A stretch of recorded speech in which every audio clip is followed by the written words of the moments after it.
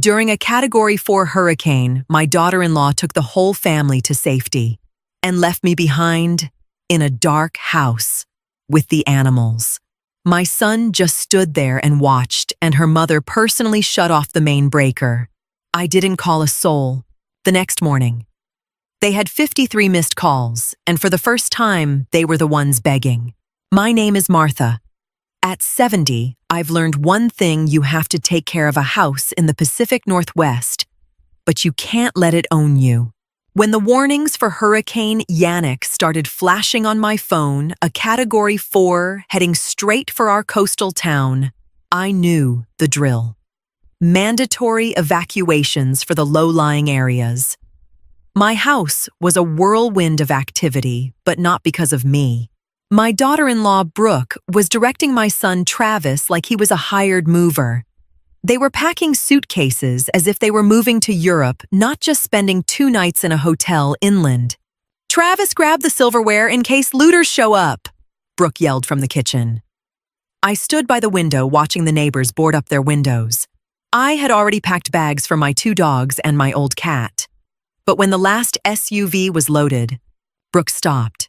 She didn't look at me. She stared at the dogs. "Martha, we have a problem. The Marriott Inland doesn't take pets, and someone needs to stay here to keep an eye on things. Insurance won't cover a dime if the house is empty and a window blows in." I laughed honestly, thinking it was a sick joke. Travis looked at the floor, focusing intensely on his shoes. He didn't say a word. Brooke, however, wore that thin, heartless smile she always used when she was getting her way. "Your mother is coming any minute. She's taking the last seat in the car," she added. Brooke's mother, Mrs. Gable, pulled up shortly after. Without a word, she marched to the fuse box in the hallway. With a dry clack, she flipped the main breaker. "To prevent a fire if there's flooding," she said coldly. They piled in. Travis drove. Brooke was in the passenger seat, and Mrs. Gable was in the back. They drove off, leaving me in a pitch-black house just as the wind began to howl. In that moment, I realized I wasn't family to them. I was just part of the inventory left behind to guard the furniture. 6 hours later, my phone died. 19 hours later, I was sitting in the hallway with a flashlight, my dogs pressed tight against my sides. Outside, the rain lashed against the siding, and I heard a massive branch from the old oak tree crash onto the roof. The whole house shuddered, but I wasn't afraid. In the darkness, everything became crystal clear. Travis, my own flesh and blood, had allowed them to treat me like a piece of scrap wood. He had watched his mother-in-law cut my power. I didn't sit there and cry. I'm a woman from this coast. We don't cry when it leaks. We grab a bucket. While the storm raged, I ran my finances through my head. I owned this house outright. My late husband and I had paid cash for it years ago. Travis and Brooke lived upstairs rent-free to save for a down payment, as they always put it. I had supported them, paid for the groceries, and endured Brooke's moods because I believed family stuck together. In that night of isolation, all that sentimentality evaporated. I realized my kindness had been mistaken for weakness. Brooke saw me as a resource, a free housekeeper, a future babysitter, and a placeholder for an inheritance. The cat's claws digging into my sleeve reminded me that only these animals and I were a team right now. I smiled in the dark. Not out of despair, but because a plan was taking shape. When the storm passed, the structural integrity of this family was going to change fundamentally. I was done being the one waiting in the hallway. The cold air seeping through the cracks was refreshing. It swept away the old dust of my compliance. Tomorrow, they'd come back expecting me to have coffee ready, assuming the power was back on. They were going to be disappointed. By the time the storm broke, the sky was an innocent blue-gray. The street was littered with debris. Around noon, Travis's truck rolled into the driveway. They hopped out, looking fresh, showered, and well-rested. Brooke was already complaining loudly about the traffic on the highway. As they walked in, Travis headed straight for the basement to flip the power back on. No, are you okay? No, thank God you're alive. Brooke tossed her jacket onto the armchair. Did the roof hold? I think I saw a spot in the upstairs bathroom, she said, brushing past me. Mrs. Gable stood in the doorway, wrinkling her nose. It smells like wet dog in here. Martha, you should have opened a window storm, or no storm. I stood silently in the kitchen. I watched them spread out as if nothing had happened. Travis came up sweaty and nervous. Everything good, Mom? He asked casually. I could have died, Travis, I said quietly. The group went still. Brooke sighed, clearly annoyed. Oh, Martha, don't start with the drama. The house is still standing. It was the sensible choice. We had to protect the valuables. I looked at her, this young woman living in my house, lecturing me on what was sensible. Travis looked away. He couldn't meet my eyes. In that moment, I decided the time for talking was over. I didn't make them coffee. I didn't offer breakfast. I went to my room and locked the door. I heard Brooke whisper outside. She'll cool off. She doesn't have anyone else anyway. How little they knew me. In my closet sat a file folder I hadn't touched in years.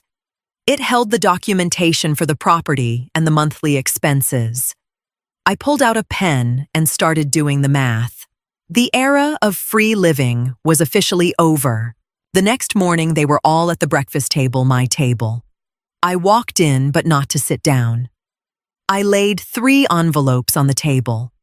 One for Travis, one for Brooke, and one for Mrs. Gable. What's this scavenger hunt? Brooke mocked. She opened her envelope and the color drained from her face instantly.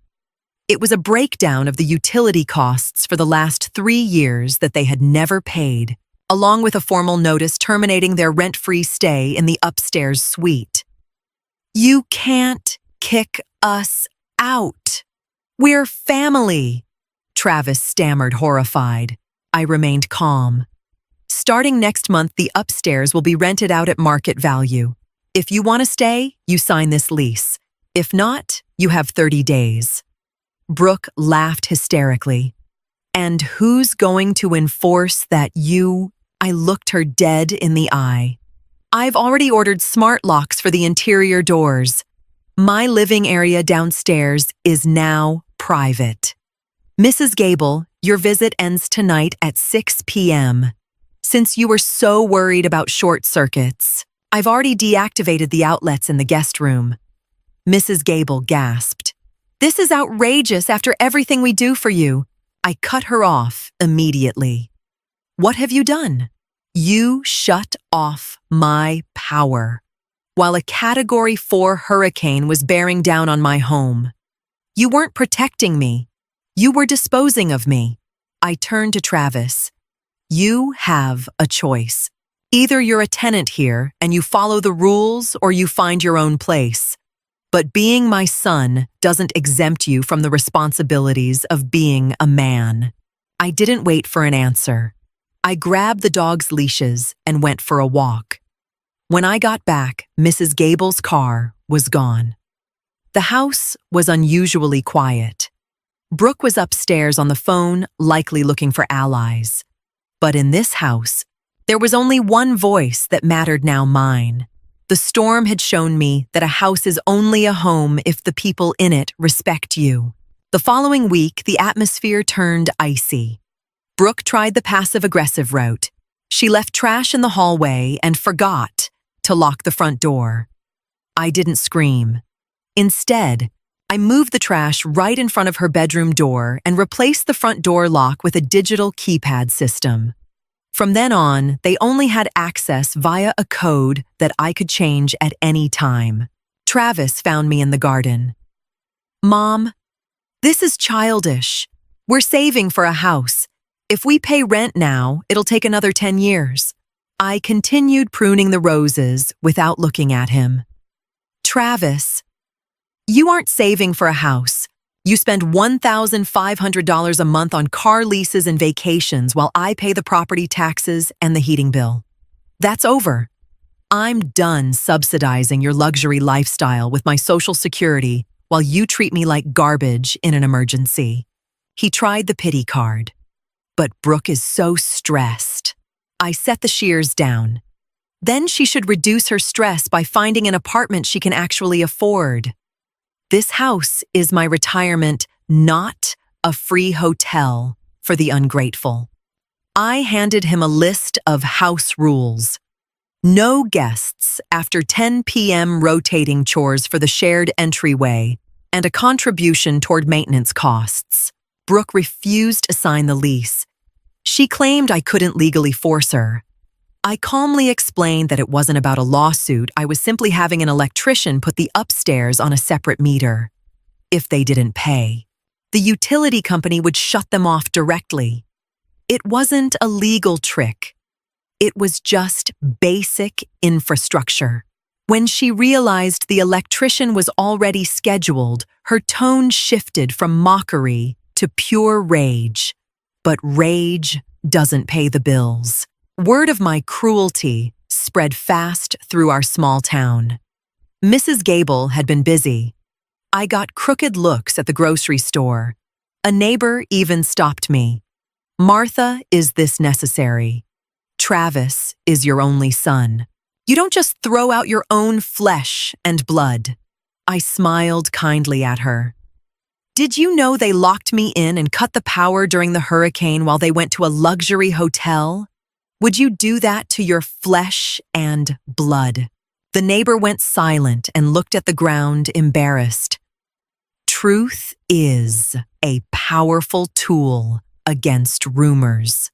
At home, I found Brooke in my kitchen rummaging through my cabinets. "I'm looking for the spare key to the basement," she snapped. "There isn't one for you anymore," I replied calmly. "Everything you need is upstairs. If you want to do laundry, use the laundromat in town. My washer is private property." She threw a fit. She called me a bitter old hag. I just picked up my book and sat in my wingback chair. I ignored her completely. That's the sharpest weapon in indifference. When you take the stage away from a manipulator, they lose their power. Travis tried to mediate, but I stood my ground. "Travis, you're a grown man. If your wife insults me, it's your job to handle it. If you don't, you're complicit. And if you're complicit, you aren't welcome here." It was fascinating to watch how fast their house of cards collapsed once the convenience vanished. Without my free meals and the use of my appliances, they suddenly had to organize their own lives. Brooke hated it. She was used to things just working. Now she realized that just working had a name, Martha. And Martha had clocked out. 2 weeks before the deadline, the tactics changed. Suddenly, Travis was overly friendly. He brought flowers and asked if he could help in the garden. Brooke stayed in the background, but she started giving me short nods of greeting. I knew they were planning something. They probably hoped a charm offensive would make me drop the demands. "Mom, we've been thinking," Travis started one evening. "We'll pay the rent, but can we skip the separate meter thing? It's so complicated." I looked at him. "No, Travis. Transparency creates peace. That way, everyone knows exactly what they're using." Then came the real pitch. Brooke's mom suggested that maybe we should just take over the house now in exchange for a life estate. You'd have more cash and we'd have security. I almost laughed. They wanted the house they nearly let collapse in the storm to be officially theirs just so they could finally push me aside. "The house stays in my name until I die," I said firmly. And Mrs. Gable's suggestions interest me about as much as last week's rain. Brooke stepped out of the shadows. "You're so selfish. You're sitting on this big house while we have to struggle." "It's my house, Brooke. I worked for it while you didn't even know how to hold a broom," I shot back. Just then, my phone rang. It was an old friend, a real estate agent. I had asked him to appraise the house, not to sell it, but to show them exactly what they were being gifted. When I read the numbers out loud, the room went silent. The market value had skyrocketed. You're living here for a fraction of what a stranger would pay. Consider that my final gift. If that doesn't work for you, the door is right there. They realized I wasn't negotiating anymore. I was dictating. It was a Sunday exactly 3 weeks after the storm. I invited them for one last sit-down. Mrs. Gable showed up too. She had basically self-invited. I let it happen. There was no cake on the table, just facts. I had copies of the power bills and the insurance policies ready. Mrs. Gable. I began, "You claimed I was unstable, but here are the reports from the roofers. If I hadn't secured the dogs and reported the loose shingles myself, the upstairs would be a wreck right now. While you were sipping wine at the hotel, I was holding this house together." Brooke tried to interrupt, but I held up my hand. "No, you left me behind. You bet on me being too old or too weak to fight back." I looked at Travis. "I loved you, and I raised you, but I failed to teach you what respect looks like. The fact that you watched your mother-in-law kill my power is the greatest pain you've ever caused me." Travis's eyes filled with tears, but Brooke just hissed, "We just wanted to make sure nothing happened." "Nothing happened?" I asked. I sat in the dark for 19 hours during hurricane-force winds. If that's your definition of safety for a 68-year-old mother, then I want nothing to do with your version of family. I slid the final lease agreements toward them. "Sign now or pack your bags. As of tomorrow, I am locking the doors to my living area for good. There is no more shared household." Mrs. Gable stood up, indignant. "Come on, Brooke, let's go. She'll see what happens when she dies all alone." I simply replied, "Solitude is better than betrayal." They didn't sign. They stormed out. The next few days were a blur of moving boxes and loud arguing. They moved out, not into their own house, but into a cramped apartment Mrs. Gable had found for them, ironically, much further away and significantly more expensive than the rent I was asking. I stood on the porch and watched them load their furniture into a U-Haul. Travis looked back at me several times, but Brooke kept a firm grip on his arm. They tried one last power play, claiming I'd never see the grandkids who didn't even exist yet. It was an empty threat based on a future pain I refused to accept. "You can't threaten me with something that doesn't exist," I thought. When the truck finally pulled out of the driveway, a deep silence settled over the property. But it wasn't a sad silence. It was the silence you feel after a successful surgery. The tumor of disrespect had been removed. I walked through my house. It suddenly felt much larger and brighter. I opened all the windows and let the fresh, salty air in. The dogs ran happily through the now empty rooms upstairs. I called my electrician and canceled the second meter. Instead, I put in an order for a full renovation of the top floor. I'm turning it into a bright art studio and maybe a guest suite for travelers. People who actually appreciate hospitality. My life wasn't over. It had just shed some dead weight. That evening, I sat on my porch with a cup of tea. My phone lit up. 53 missed calls from Travis, Brooke, and Mrs. Gable. I turned it off. A year has passed. My upstairs is now a beautiful Airbnb. Yesterday, a young couple stayed there. On their way out, they gave me a jar of local honey and thanked me for making them feel so safe and welcome. That's the currency that matters to me now. Genuine appreciation. Travis calls every now and then. He sounds tired. I can hear Brooke in the background complaining about the high utility bills at their new place. I listen, but I don't give advice anymore. I don't send checks. He's my son. And if he ever really needs help, real help, not a luxury subsidy, I'll be there. But I set the rules. He's learned that my door isn't automatically open just because we share a last name. Mrs. Gable got caught gossiping at the local diner, but no one listens to her anymore. People have seen me maintaining my home on my own. Actions speak louder than bitter words. Tonight, as I feed the dogs and the cat purrs in my lap, I think back to the night of the storm. Sometimes a storm has to shake everything up just so you can see what's actually solid. My house is solid. My will is solid. And I am no longer the woman sitting in the dark hoping someone remembers her. I am the woman who turns the lights on herself. I smiled in the hallway back then because I saw the truth. I smile today because I'm living it. The freedom to say no is the most precious inheritance I've kept for myself. My name is Martha, and I am finally the master of my own home again. Life is good when you have the courage to draw the lines you deserve. It's not the end of the story. It's just the start of my next chapter. Sometimes everything only changes when you stop waiting for others to treat you right and start deciding your own worth.